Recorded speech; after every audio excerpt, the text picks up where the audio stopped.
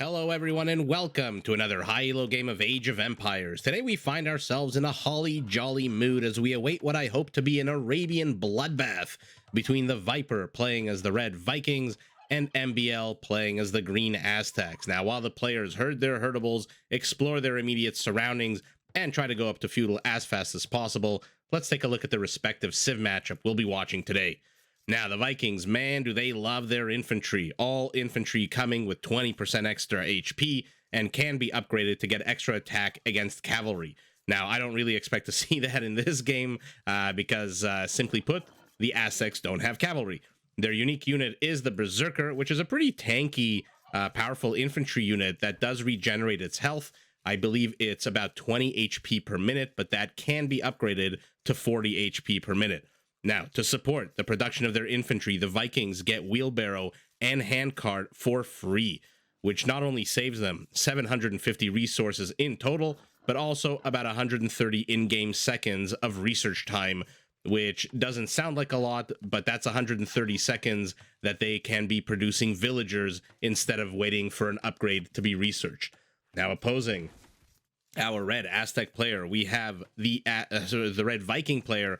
We have a civilization, the Aztecs, that starts the game with a few advantages. First of all, their villagers carry 3 extra resources from the beginning of the game.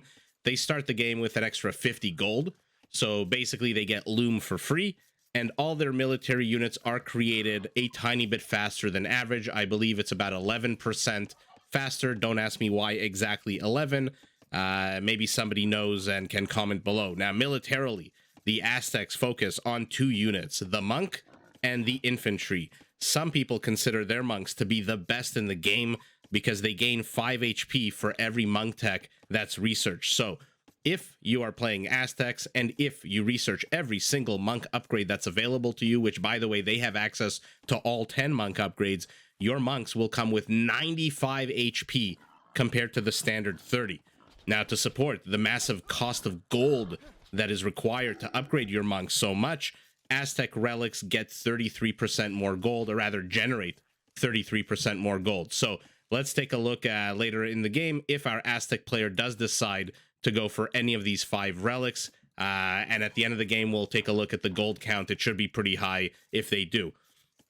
Now, on the infantry side, the Aztecs can research an upgrade called the Garland Wards, which is one of my favorite. Gives their infantry just a wide +4 attack against everything and anything, which combines well with their Eagle Warriors and their unique unit, which is the Jaguar Warrior. Basically, think of it as an infantry unit that has a massive attack bonus against other infantry. I believe it's +10 for the base model, +11 for the elite. Now, a final note about Aztecs is they can upgrade their skirmishers to have extra attack and extra range. So overall, based on the civ descriptions that we're seeing today, I would give the civ advantage here to MbL.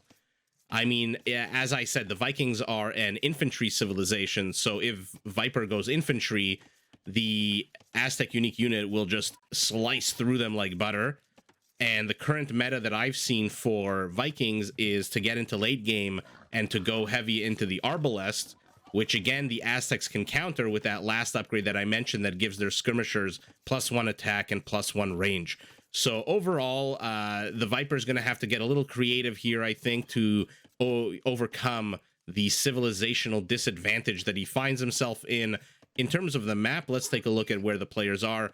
I love the Viper's base here. He's got the gold and the stone in the back. Easy to wall off the left side, easy to wall off the north, and the east is completely open with the exception of these apple bushes, which he can use to create a natural border, at least in the early stage of the game. But overall, an easily defensible base. His opponent would have to come from the east, and that's probably not going to happen. He's probably going to come from the north, which is very easily walled off. Now, MbL, also not a terrible base. I mean, also has his gold and his stone in the back. His front is a little bit more easy to wall off, although his western portion, like Viper's east, looks to be completely open. But unlike the Viper, MbL is starting a massive construction undertaking in order to ensure that Viper stays the hell out of the western part of his base. His northern portion is also completely open, although I think, yeah, this one reaches the edge of the map. So a little wall off here is good enough, although it is pretty far from the main base, so any attack in this area will be very hard for MbL to defend. Yeah, and MbL at the moment, just look at him walling his base off completely. He expects a lot of aggression out of our Viking player. That being said, he is the one putting his aggression, or putting aggression out onto the map with 3 militias and an Eagle Scout. What is this red dot here? The Viper Scout Cavalry just taking a short break, resting his horse before it continues on his journey of exploration in the round and around the map. And let's follow MbL. What is his vision? He has seen the exposed eastern part of Viper's base. Viper has seen a barracks and nothing else. So he knows where his opponent's base is, but Viper has chosen instead to scout other parts of the map for now. Okay, interesting choice by him. And now he has his own militias out. Advantage here goes to MbL by virtue of the 1 Eagle Scout who runs away from the battle and leaves his compatriots to take care of business. He did not lose a single unit, MbL. Fantastic micro out of him. I wonder if that Eagle Scout running away was a feint that drew the Viper out, or at least the auto pathing of the unit. And MbL takes a great engagement here, just destroys 3 units from the get-go. In response, Viper plops down an archery range and builds his first archer. So, as I was talking, Viper has gone up to Feudal. MbL, nowhere close to Feudal. He's 40, 28. Sorry, I'm just throwing out random numbers. That's the amount of food he's away from going up to Feudal. And he is still in Dark Age at the 11-minute mark of the game, and he still does not have 500 food. He is continuing villager production, going up to 29 villagers.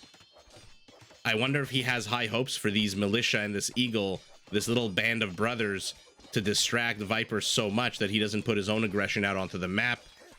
But now, finally, he is 2 minutes away from going Feudal himself on the back of 29 villagers. Amazing. So they carry more. He started with the game with extra gold, and now he feels comfortable enough having walled himself in basically everywhere. Like I said, this is a good wall off, but if he comes under attack in this position, the closest villager is here chopping down trees. By the time he or she gets there... Oh, did he forget one? Yeah, he forgets one, goes back. By the time a villager gets here, you know, that palisade wall is going to get knocked down. Not that the Viper is putting out any kind of aggression whatsoever. He has taken down 1 militia. All 3 were very weak after that 1 engage with Viper's 3 militias. And so what is he going to do now? Gets a second one. And what is our Viper building here? Absolutely nothing. He is sitting on 2 villagers, 2 archers, going up to 33 villagers. Our green Aztec player, though, is 20 seconds away from being in Feudal. The Viper is just gathering resources. Take a look at the top left of your screen. He's almost at 500 food, 116 gold. So we know what that means. I don't expect him to engage in any more real Feudal production here. Maybe 1 or 2 more units to make sure he's safe. Blacksmith going down. This is going to be the second structure. By the time this finishes, he should have the necessary 800 gold. Like I said, Vikings get wheelbarrow handcart for free, so their villagers start Feudal and castle already moving and carrying more. And now Viper's out on the map. Has he actually seen? No, this is the first time Viper's exploring. Uncharacteristic play here by the Viper, I think, in terms of exploration. I hope this isn't open. No, it is not. That little bush. Like I said, for him to be scouting on the map for the first time at the 15-minute mark tells you how much he respects his opponent and the pressure that MbL was putting on here earlier with the 3 militias and the Eagle Scout. So Viper really just, I guess, was expecting a lot more aggression out of our green Aztec, who, instead of getting aggressive, just kept producing villagers. And now both players are going up to castle. Viper with about a 30-second, 20-second or so advantage. Economic upgrades going down for our Aztec player, so he wants to fine-tune, hone his economy so that he can produce a shit ton of whatever unit he wants to produce. And now Viper found himself a little nook here, but this archer has terrible range, not going to reach any of these villagers except the one who was, I guess, somewhere here, and shoot her away. MbL should really relocate her to maybe one of these tree stumps. And what does MbL build here? Or rather, the Viper. Okay, nothing crazy yet. Let's see what happens when they get up to castle. Both players have enough wood here for an extra town center. But let's leave it up to them to show us, as opposed to me trying to guess, often wrong, often very wrong, what the players actually want to do. And let's see, Viper is going to hit castle in 3, 2, 1. There it is. And there we go. Two town centers going down. Fantastic locations. I mean, I always say try to kill 2 resources with 1 stone. So maybe this town center would have been better placed here. But by virtue of this mining camp, I guess he wanted to build it here. This one can't really do anything else, but great placement here. Is this 2 tiles or 3? Can he fit a farm into here? I think this is 2 tiles, so he can't really fit farms into this nook, but plenty of other space to get more food. Our Aztec is also in castle. What is he building? 2 monasteries and a siege workshop. Okay. So we're going to see some monk play. And like I said, that monk play is incredibly expensive. Very, very gold intensive to upgrade your monks to get them to their full 95 HP potential. But honestly, if anyone can do it, I'm going to leave it to MbL with 2609 Elo. As I said, I think civilization-wise, he is, in my opinion, the favored to win this game, and Elo suggests that as well. He's, 56 Elo points above the Viper, so not a crazy advantage. And if you ever watch the Viper play, you know never to count him out or underestimate him. But yeah, advantage here to MbL, who is now building his 2nd town center. Great location, gets the wood, gets the gold, and also plenty of room for farms around. Now he's poking in the front with 3 Eagle Warriors, getting himself some fervor, so the monks are going to be faster. And here we go. He already has 1 relic while I wasn't looking, and here is getting the 2nd one. Once fervor completes, just as I finish this sentence, these monks are going to move much faster. 15% does make a pretty significant difference. And MbL here, he's just attacking the Viper for now. A mangonel making its way very slowly across the map here. He wants to make sure Viper stays the hell inside his base and does not see what's going on the map. And what's going on the map is Aztec monks are picking up relics left, right, and center. He is now sitting on 2. He is going to get this 3rd one. He's getting a 4th one. This is the last remaining relic here with the new mod that I installed with the cute little golden star. But Viper has no army. He's got 0 military, so even if he wanted to be out on the map, he really couldn't. Okay, these Eagle Warriors, I mean, they're going to be annoying. Okay, this is why he has 0 military, because he's building his first castle, as we should have known, with 19 villagers on stone. That tells you what, that basically tells you everything of what the players, more than what my opinions are. Always look to the villagers and the economic allocation of the players to tell you what they want to do and what kind of units or structures they want to build. A 4th town center going down for our Aztec player. Fantastic economic macro out of MbL. And now Viper is again under attack by no fewer than 6 Eagle Warriors, 2 monks, and a mangonel. But the question is, has our Aztec player seen the last relic? He has not. So it's in this fog of war blind spot. For now, he is sitting on 4 relics, and as I said, Aztecs, those relics are producing a 1/3 more gold than average. So the longer he sits on them, the better it is for MbL. Our red Viking player is cool as a cucumber, building another castle and not a single military unit. I mean, not that he needs to. If he's building this many castles, I hope it means we're going to see berserkers. And if we're seeing berserkers, he doesn't really need the archery range. Although he might want to keep the barracks alive. It still has technologies he can research to improve his berserkers, no? Our red Viking Viper going up to 103 villagers. Sorry, what am I saying? 76 villagers. I'm sorry, I saw 60 something and I reversed the numbers in my head to 96 instead of whatever it was. He is going up to 77 villagers to the 63 of his opponent. So even though our Aztec player has 4 town centers, Another monastery going down. Okay. And a ram has made its way all the way across the map. Now, keep in mind, MbL has not built any proxy bases, any forward expansions, nothing. This ram has made the trek all the way from his base. What is it? The slowest moving unit in the game? 0.5 speed. Has made it all the way across the base. And finally, we're getting some military out of our red Viking player, who is now building 3 berserkers. Now, unfortunately for him, and he sees it by virtue of his vision, there are 5 Aztec monks here, who, by the way, as I'm astounded at the speed of a battering ram, these monks have amassed 55 HP. 55 HP. Now, wait a second. Why does our... Okay, I see why he built this in the back. I was going to say, why does our Aztec player all of a sudden have 3 relics? Take a look at the bottom of your screen.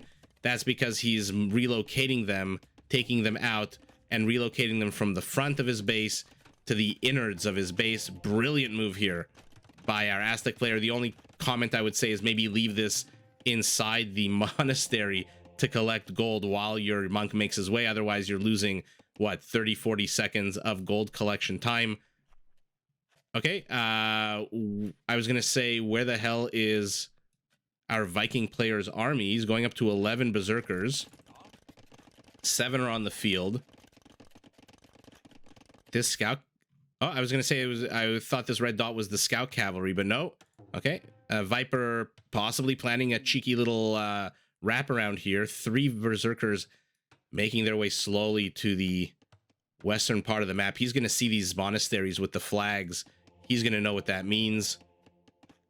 He's going to see the relic outside. So I think Viper will know that, yeah, he saw the relic. So he must, although interesting, he saw the relic, but not the monastery. Very interesting. I'm not sure exactly too sure how that works. Catches the mangonel out on the map.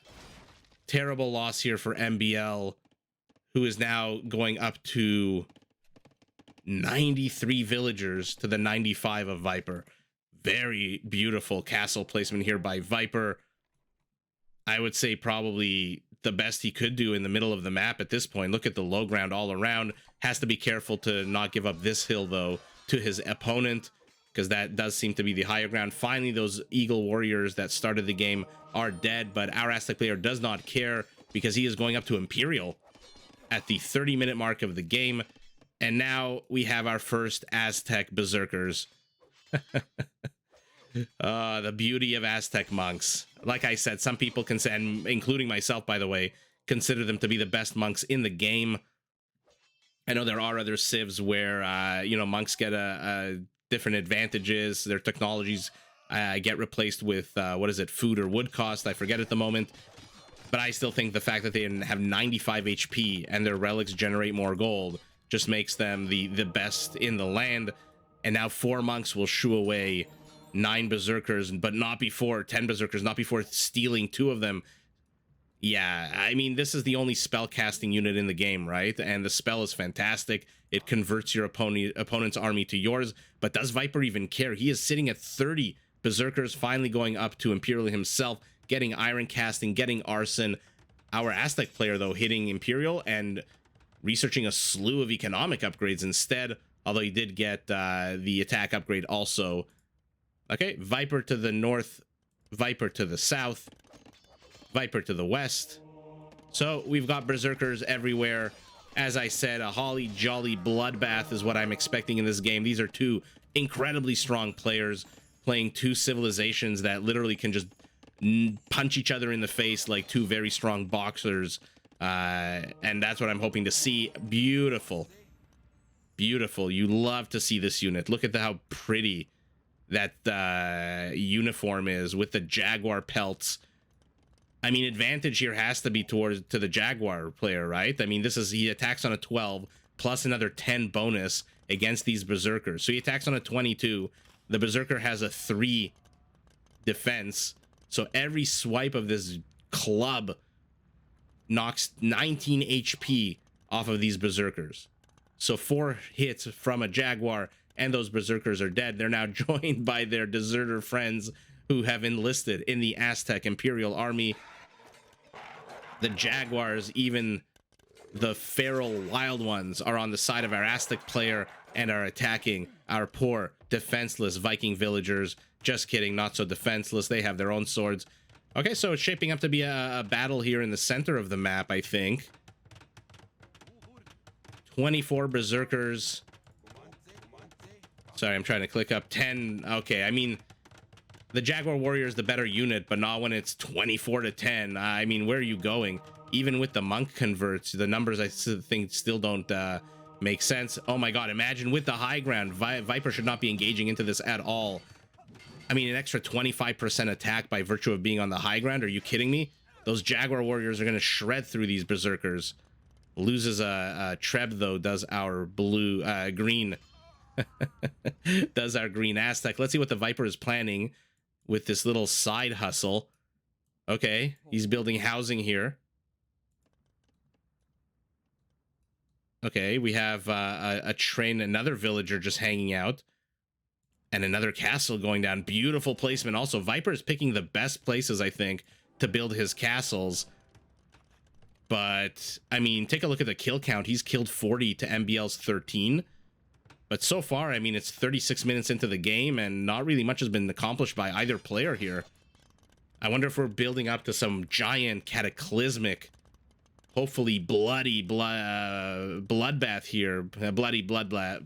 Sorry, that is incredibly hard for me to say. Bloody bloodbath. Although one could argue every bloodbath is bloody. More infantry upgrades going down for both players. So the Viper now has full attack upgrades. Our Aztec one away. Rather, full attack and full defense. So these berserkers are sitting at a +4, +3 to the +2/+2 of our Aztec player. And they are going to shred through these buildings. But behind us, we have these stone walls. Okay, so somehow the Viper has gotten into the back of MbL's base here. Oh my god, what a in-your-face castle here by Viper, who is now in here also. Oh my god, what the hell was that? I mean, who among us would have seen that there's a gap here, and now there's berserkers everywhere, but they've got to be careful. These Jaguar Warriors are going to eat them for breakfast. And yeah, Viper retreats. I mean, this is that game sense. What was the video I casted? The one that was called Trapped, where I think it was MbL, no? Who went into the opponent's base and then got walled out, or rather walled in, and could not escape and lost a huge chunk of his army. His heavy cavalry archers, I believe.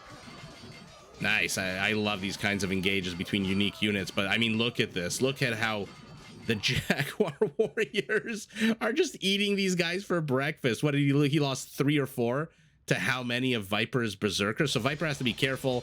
That being said, he is focused elsewhere. There is a Treb slowly but surely gunning down this castle. But here come the Jaguars. 14 kills for them. But now they're engaging from the low ground. They have to back away. And a very aggressive castle here by Viper. I mean, this castle placement is fantastic. He's going up to his 6th castle. Is our red Viking player. A Treb has it out for this one particular mill and says, I am going to destroy you no matter what it costs. And now Viper is stealing his opponent's gold from literally right underneath his nose. This is great peacocking here by the Vipers to say, you know, come take a look at what I'm doing. I'm literally stealing your resources from an inch away from your base. And yet again, he's inside the guts of MbL's base. Oh, these monks have to be careful, though. Yeah, get your asses into the castle. Oh, bad pathing here by 2 of the monks who pay the price. I mean, you know my opinion about castles that are right next to wood lines, especially if the wood line is facing your opponent. I'm not a fan of these wood lines, just because there's no place here to put your own Trebs. But I don't think that's going to be an issue right now as the Viper attacks the... What is this? The third last castle of his opponent, which survives. Okay. Neither player, of course, researching murder holes because, you know, that's just what experts do. 3 Trebs. Yeah, MbL wants to get rid of this castle. He needs to get rid of this castle ASAP. He does not want to give up this gold. He absolutely needs it if he's going to keep upgrading his monks, if he's going to produce Jaguar Warriors, and keep upgrading. You cannot give up a single ounce of gold in this game. Yeah, I mean, I wonder why the Viper is he's doubling down. He's going up to 66 Berserkers to the 45 Jaguar Warriors of our Aztec player. Okay, thank God that part's not open for MbL. Although this monk has to run away. Monk has to run away. Okay, makes it into the castle. And then immediately out again so that he can keep converting. Okay, so let's take a look at our central theater of war. The side hustle here for Viper has not really accomplished much, except he's discovered this pile of 2,400 gold. The left side hustle, does he still have the one villager? No, he took that villager and built a university before absconding home.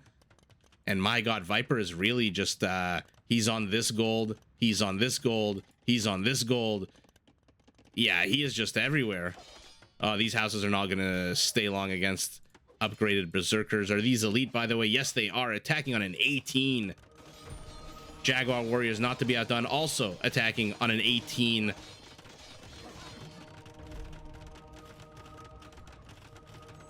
Yeah, he still needs to get that final upgrade for his elite Jaguar Warriors. I love that both players are at over 100 civilian population. Let's see who takes this battle. I mean, numbers wise to Viper, but quality wise to MbL. And now both players just circling each other. I think Viper, what does he want to do here? Does he want to just keep poking in from the sides? His aggression here in the north has completely been destroyed by MbL. So good job by MbL here. Finally gets control of this gold back, but loses control of this by virtue of the Viper being on every single gold patch in this game right now on this map. He's able to lose one without caring too much, but he's got to be careful. Let's take a look at the speed. 1.15 for the Berserkers. 1.1. Okay, so the Berserkers can outrun these Jaguars forever, essentially. So MbL has to be careful. He has to allocate them wisely. Otherwise, the Berserkers are just going to keep running circles around them. And now Viper's back inside the base here. MbL is just being pulled in every direction. Although he's got 75 Jaguar Warriors, he does not care. Berserker gang going down. So these Berserkers are going to regenerate their HP twice as fast. I think in the beginning I did say 40 HP per minute, which is crazy for a unit that only has 74 HP. And will this castle ever go down? Our Aztec player is running out of stone, so I think the answer is yes, especially with 2 trebs here. And let's see what happens once he actually runs out of stone. Yeah, he's giving it up. There's no point in buying and wasting gold. Okay, the man-at-arms research is going down. I wonder if we're going to get to see a switch into champions here. Holy shit, look how many Jaguar Warriors there are here. Look how many Berserkers there are. Delete some of these units so we can see a big old battle here. Come on. Do it for the fans. Okay, castle does finally go down. Although Viper here going to lose a huge chunk of his army. Wow, do you see a single green dead body anywhere on this battlefield? Because I do not. My God, is the Aztec infantry a complete counter to the Viking infantry. I mean, I casted the game recently where the Vikings went up against the Japanese, and I questioned, you know, does the Japanese 33% attack speed bonus outdo the Vikings 20% extra HP? And in that game, it did not.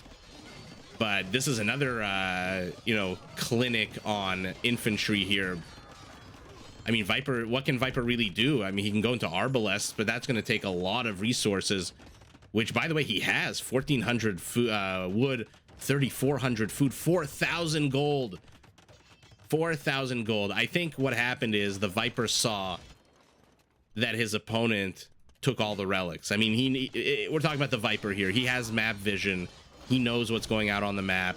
He didn't see a single relic left. He knew that his opponent took all the relics, so he had no choice but to take all the gold, because otherwise, I mean, MbL would just be head and shoulders above him. Okay, a better engage here for Viper, even though he does lose his entire Berserker army. And now we've got 2-handed swordsmen out on the field. They're going to be champions in literally 10 seconds. And take a look at the bottom left of your screen in 5, 4, 3, 2, 1. Let's take a look at what they attack on with the Garland upgrade that I was mentioning before. A 21 attack on these champions. Wow. So yeah, so as I was saying, the Viper must have seen that his opponent took all the gold, loses a castle, doesn't give a shit, builds another one immediately. Oh my god. So he's taken all the gold. He's taken a whole bunch of stone too.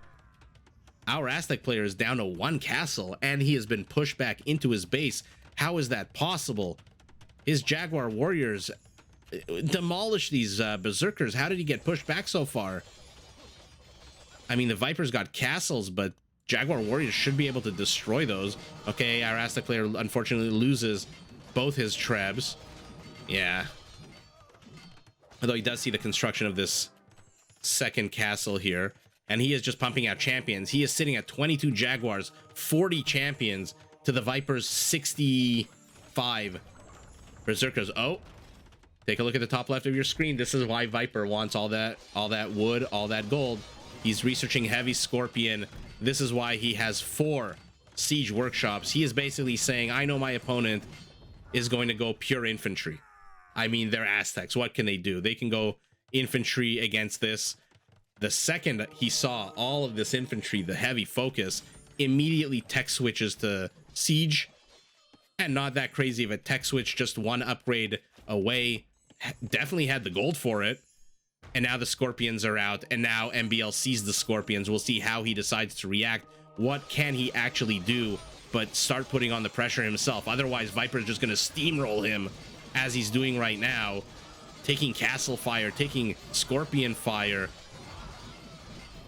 Now, the Jaguars attacking berserkers is one thing. Remember, they get the +10, +11 attack. Champions are a different story. Look how quickly these berserkers are just eating up the champions. But our green Aztec is pot committed.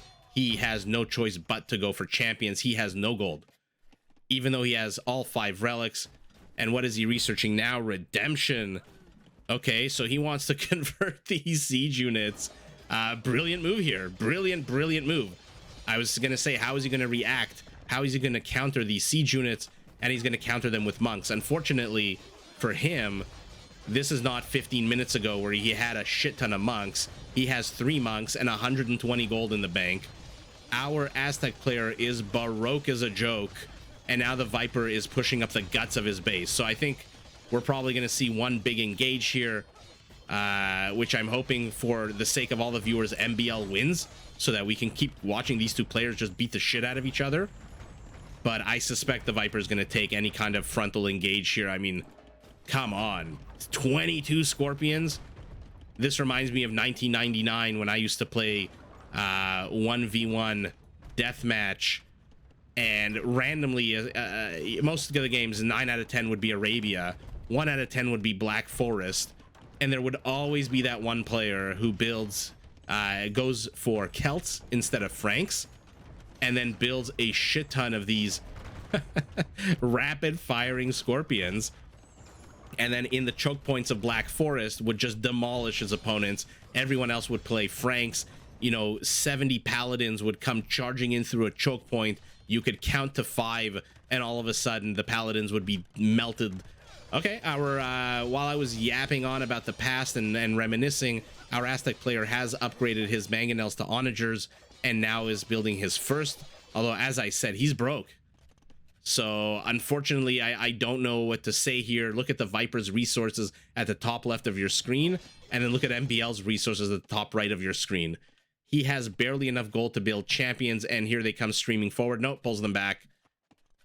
Might be wise to delete some structures here, MbL, so he's not running through frickin' choke points to engage into berserkers backed up by scorpions. Oh no, loses the one onager that he had. Oh my god, the Viper just knows. I mean, he's not really using these very well. They're attacking the barracks and houses. Okay, finally decides to use them. 28 kills though, on 35 kills on these scorpions. Let's rewind. Let's watch that last battle again. That was so much fun. Okay, so what do we got? Sorry, you guys. If you watch my cast, you know my clicking is not that great. So we got 66 champions attacking on a 21. We have 3 monks and 6 jaguar warriors. Okay, adorable remnants of the past. So 66 plus, oh my god, I'm sorry, my clicking is terrible. So we've got 72 infantry here for our blue, I keep saying blue, I don't know why. For our green Aztec, 72. Opposing this, we've got 62 berserkers that attack on an 18, supported by 22 scorpions. Like I said, MbL should have deleted this barracks, should have deleted this monastery and this house, and just arrayed his units in a line and just come straight down. But let's see. In any event, I'm not going to second guess somebody with 2600 elo. Let's see what actually happens here. Jaguars engage first. Champions come in, but my god, look at the scorpion shots. And as I said, yeah, he catches the onager here on the right. Unfortunate for MbL. And I mean, he's winning this central engage, but does it even matter with 22 scorpions firing? Like I said, the berserkers are gonna kill these champions. These champions are not jaguar warriors, which, by the way, are still alive. One of them is still alive with 4 kills to his name. So hero jaguar warrior here, a relic of the past. Oh no, she thought she could farm for a little bit longer. She was wrong. Took a scorpion bolt to the face. And yeah, I mean, just a bad engage here for our green Aztec player. He managed to hold off the flank on the west, but the eastern portion just completely died. Now we have a reverse. Take a look at how many green tunics there are to red, and these scorpions just basically changed they were a game changer. This is why Viper won the game right here. Without these, I mean, it would have probably been a much more even battle, although there's no more castles for our green Aztec. There's no more monasteries. He has lost control of all 5 relics. And yeah, I mean, as I said like 10 minutes ago, I think the Viper had no choice but to get aggressive, take risks, to be out on the map with villagers. I mean, this could be easily raided, right? I mean, a few Eagle Warriors would destroy all of these gold patches. These gold patches not even protected by the castle here. So this one is also completely exposed. So Viper took a page out of MbL's book, where in the beginning of the game, MbL kept Viper pinned back at his base so that MbL could go up to 29 villager feudal and then castle without really putting on any kind of crazy aggression. The Viper said, I like that idea. I'm going to keep you penned up in your base by attacking you here to the north, by attacking you to the center, and by threatening you with 40 berserkers to the east. Even though at the end he didn't do anything with them, it still pulled MbL's attention away from the fact that Viper were just out on the map taking all the gold. Let's take a look at the numbers. 152 champions, 384 elite berserkers. Peak APM amazing for both players, 191, 151. Oh, take a look at that juicy kill count at the bottom of your screen. The Viper has killed 105 villagers, about 312 military to the 343 military of MbL. And let's take a look. I wanted to see the economy. Okay, yeah, take a look at this. Gold, 6,800 gold for our Aztec player, but how much gold did Viper take? Interesting.